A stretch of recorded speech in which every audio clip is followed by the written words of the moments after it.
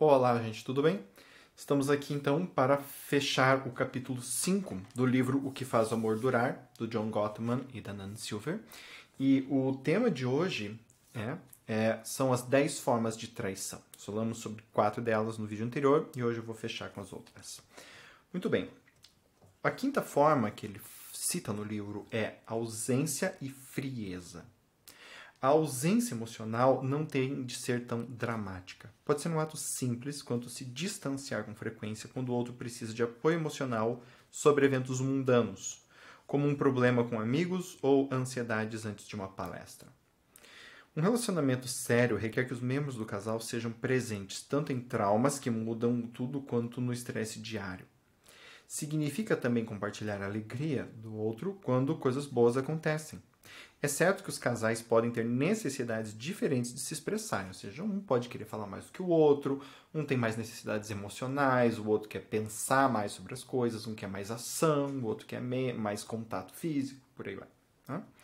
Mas em um relacionamento sério, é uma calibragem na qual cada um aprende o que o outro requer para se sentir amado, protegido e apoiado. Ou seja, e aqui eu volto a insistir num tema que eu estou falando o tempo todo. Se é eu mais eu vou olhar para eu, o que eu estou disposto a dar, o que eu quero, e se você não quer isso, se exploda. Né? Tipo, ok, não vou me esforçar muito, assim, eu tenho isso para dar. Quer, não quer, um abraço, é isso, certo? Se coma daqui. Tá? Você quer pipoca, eu estou oferecendo amendoim. Quer amendoim, come, quer, não come, pronto, um abraço, certo? Agora, se é o nós, então não é só mais eu, é eu e você e algo maior do que nós dois, o nós. Então, o que é mais interessante para o nós? É mais interessante para nós eu desenvolver essas competências ou não? É mais interessante para o nós eu aprender a ser mais afetivo ou é mais interessante para o nós eu não aprender? Eu vou naquele exemplo que eu também estou batendo bastante, que é o exemplo da empresa. Eu e você começamos uma empresa, né, e eu quero que a empresa cresça, e você quer que a empresa cresça, ou seja, a empresa, algo maior que nós, que nos envolve, que tem minhas características, que tem tuas características, que tem coisas tuas, coisas minhas, mas que é algo diferente de nós, certo? De eu mais eu, tá? Ou seja, daqui a pouco eu tô lá e eu começo a entender que para eu tocar minha empresa eu vou ter que aprender a mexer com marketing digital. E eu não tenho a menor ideia de como fazer isso. Aí eu penso, eu não entendo de marketing digital. Se a empresa quer crescer por causa disso, é o azar da empresa, dane-se. Eu não vou ficar aprendendo marketing digital sobre a empresa crescer e cruzo meus braços e aqui fico. Né? Ou eu vou aprender porque a empresa está precisando disso. Ou eu vou contratar alguém que me ensine para com que a empresa cresça. Então, essa é a grande diferença entre eu mais eu e nós. Certo? E o que ele está falando aqui é exatamente isso. Então, muitas vezes a gente tem essa ausência emocional, a frieza, certo? Porque muitas pessoas não estão dispostas a fazer este movimento de aprender coisas pela relação, para que a relação se torne interessante. Aí você pode questionar, mas tem que aprender um monte de coisas. Gottman, ele também é bem pé no chão, né, de falar que assim, se as distâncias forem muito absurdas, se o requerimento do outro for muito distante, talvez não seja interessante criar uma relação. Agora, isso é diferente de não estar disponível para o nós. Ok? Muito bem. Perda de interesse sexual. Os conselhos mais comuns para implementar as coisas são com roupa íntimas provocantes, uma viagem de final de semana, horas de massagem, podem ajudar se o trabalho, as crianças e outros estresses ou obrigações transformarem o quarto em uma zona sem toques. No entanto, a vida sexual em perigo não vai ser reiniciada facilmente se o problema estiver relacionado a questões mais profundas. E quase sempre está. Tá? Por quê? Porque quando não está, em geral a gente escuta isso dos casais, quando a gente recebe eles na clínica, né? A gente percebe que eles realmente estão precisando de umas férias. E aí o que acontece? O casal vai para férias e é tudo ótimo. Eles se dão bem.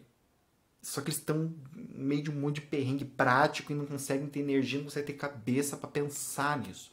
Tira esses elementos de perto, o casal está bem. Tá? Então é uma diferença muito gritante. Quando o casal não está bem, o que acontece? Quando o casal não está bem, não adianta. Quando o casal está numa situação em que a perda de interesse sexual é um sintoma de um problema maior, mais profundo, enfim, é o sintoma do problema de fato, você pode colocar eles numa ilha paradisíaca, com tudo pago e etc e tal, e eles vão quebrar o pau, malemar, vão encostar um no outro e é capaz até de brigarem. Simples assim, certo? Então, esta ideia da perda do interesse sexual é muito importante ser entendida, porque quase sempre na espécie humana, a perda de interesse sexual é uma questão emocional mais profunda, é um sintoma, não é uma causa, certo? Tem exceções? Claro que tem exceções. Tem pessoas que têm uma libido mais baixa, homens e mulheres que às vezes têm uma libido bem diferente do cônjuge, e às vezes o cônjuge acaba perdendo o interesse por causa dessa diferença, tá? Existem questões assim. Mas, via de regra, sempre que um casal traz um problema sexual, a gente dá uma olhada um pouquinho mais embaixo, certo? Então, nesse sentido, se a gente não olha para estes problemas que estão por detrás, a gente vai estar se abrindo para uma traição, certo? Desrespeito. Qualquer que seja o estímulo de comunicação do seu cônjuge, se ele ou ela sugerem que vocês são inferiores, vocês estão sendo tratados com desrespeito. Um relacionamento afetuoso não acontece com monólogos, acontece com diálogos. Uma atitude desdenhosa e superior é um abuso emocional, quer seja por meio de xingamentos frequentes ou por foras sutis.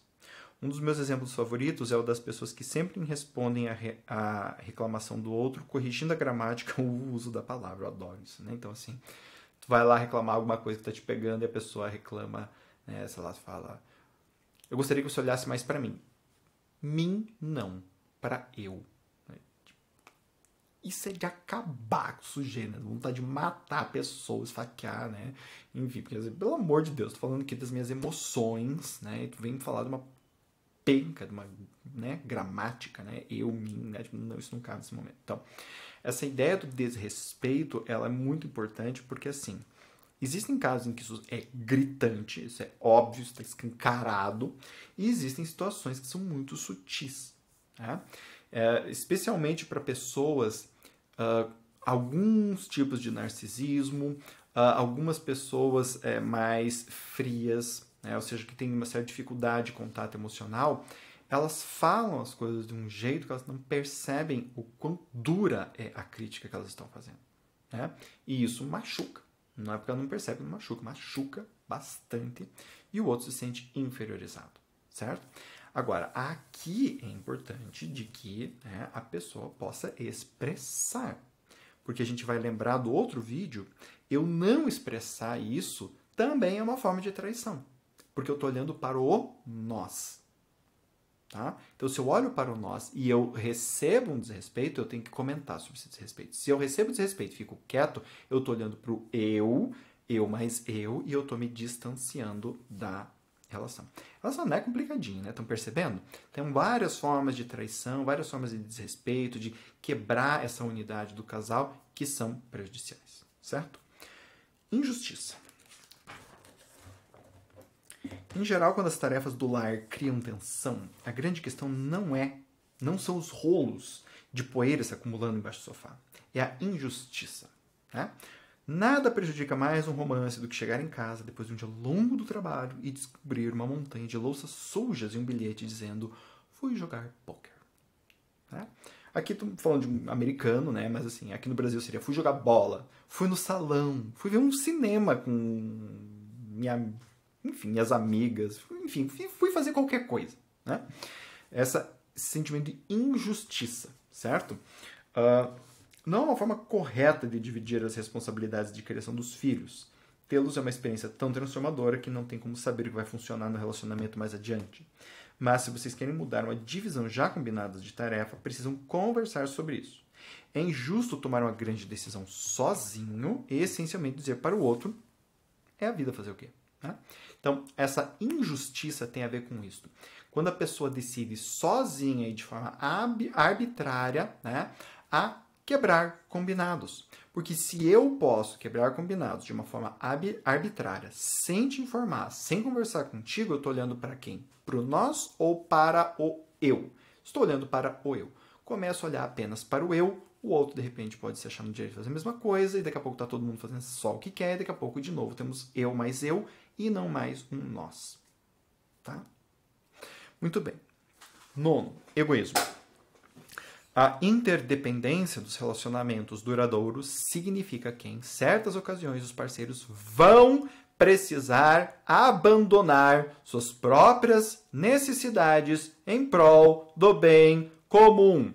Por que eu falei isso em voz alta? Porque dizer isso hoje em dia, na nossa cultura, é praticamente pedir para levar pedrada. Eu estou falando isso em voz alta porque você não tem como tacar pedra em mim, né? Eu espero que vocês não façam isso na rua, mas isto daqui, abandonar as suas próprias necessidades, meu Deus, mas as minhas necessidades, sim. Em prol do quê? Do outro? Não. Da relação. Bem comum. E bem comum não é o outro, é o relacionamento. Isto é muito difícil de ser entendido. Né? Muito difícil. Por quê? Porque geralmente isso vem na forma de demandas do outro, né? da segunda pessoa, né? Do meu cônjuge. Certo?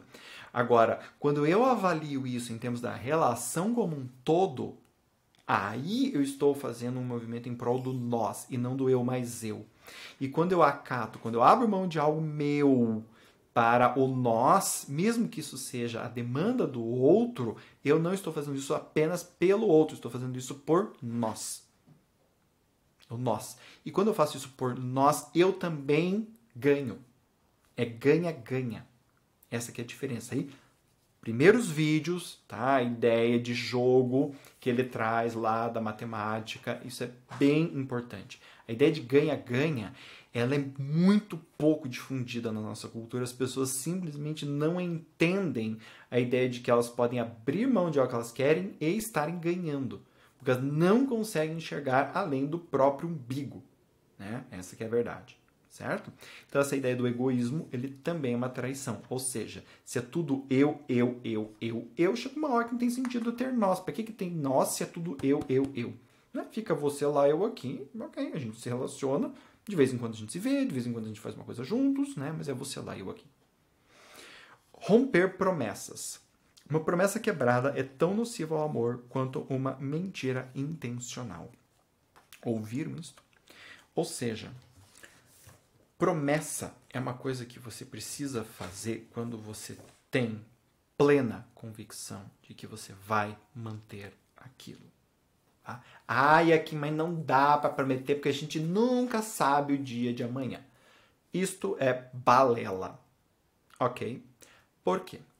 Eu te prometo algo. Ok.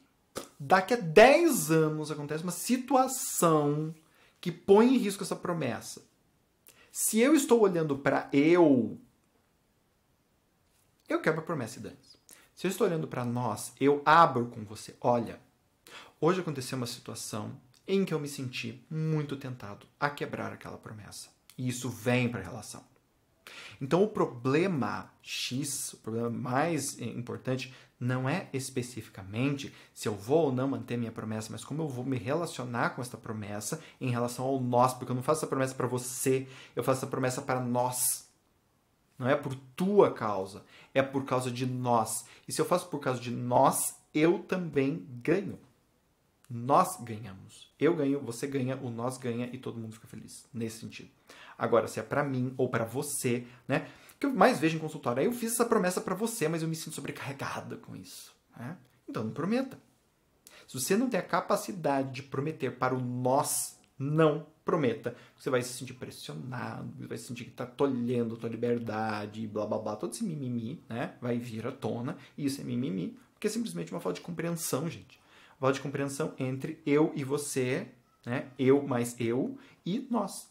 É um outro tipo de raciocínio. Né? Eu sempre dou exemplo batido já da empresa, mas é isso. Né? Se a empresa está precisando daquele dinheiro, você vai abrir mão da tua viagem para botar dinheiro na empresa, porque é a empresa que te sustenta. Então você está abrindo mão da viagem, mas você está ganhando também de uma forma. Ah, vou ficar frustrado. Claro que vai ficar frustrado. Se queria viajar, você não vai ter viagem, você vai ficar frustrado. Mas você sabe que você também está ganhando com aquilo. Né? Que é diferente da empresa ficar dando prejuízo o tempo todo. Aí você vai falar, mas cara, não tá mais dando certo essa empresa, vamos fechar esse bagulho. Ou outros 500. né? John Gottman também não recomenda que você fique num relacionamento independente do que está acontecendo, né? Que isso não é olhar para o nós também, é olhar para o eu, mais eu, por incrível que pareça, certo? Muito bem. E aí o último tópico do capítulo é traição versus denúncia. Um relacionamento é um comprometimento, mas não deve ser uma algema ou mordaça. Eu adoro quando ele fala, quando eu adianto algumas coisas e ele fala exatamente o que eu acabei de falar, né? Maravilhoso. Às vezes, expressar desaprovação perante as atitudes do seu cônjuge pode ser a ação mais amável e compreensiva a ser tomada. A aceitação cega nunca é uma estratégia saudável. A aceitação cega nunca é uma estratégia saudável. Ouviram? Alexander Hamilton disse certa vez que não acreditar que o governo pode se regular. Alexander Hamilton disse certa vez que não acreditar que o governo pode se regular é uma obrigação do cidadão. Da mesma forma, às vezes é necessário botar um espelho na frente do cônjuge. Ninguém está imune a fases de narcisismo, egoísmo, julgamento inadequado. Chamar a atenção do outro por causa deste comportamento é saudável. Ao fazer isso, vocês estão focados nas recompensas do outro e não nas suas. Tá? Então, veja. O que ele está falando aqui? Inclusive, ele usa o Hamilton, ele faz uma citação do Hamilton, né? Ou seja, por que o Hamilton diz que é uma obrigação do cidadão acreditar que o governo não pode se regular sempre sozinho? Né? Porque ninguém consegue. Gente, me diga uma pessoa que, assim, né, é iluminada e consegue se regular 100% sozinho o tempo todo. Ninguém consegue isso. Né?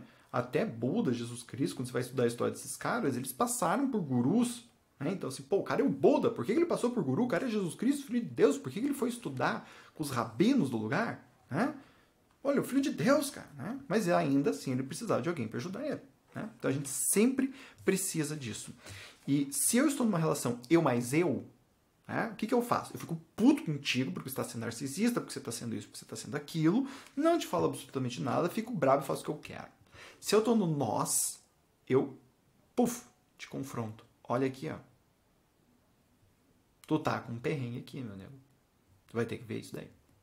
Né? Posso até te ajudar a isso, mas eu te coloco. E não no sentido de acusar você em ser uma pessoa ruim por causa disso. Mas isso está acontecendo. Eu não julgo você, mas eu aponto algo para você. Certo? Muito bem, gente. Espero que vocês tenham gostado do capítulo 5, tá? Que acabou agora o capítulo 5, as 10 formas de traição, tá bem? Espero vocês nos próximos vídeos e até a próxima. Tchau, tchau.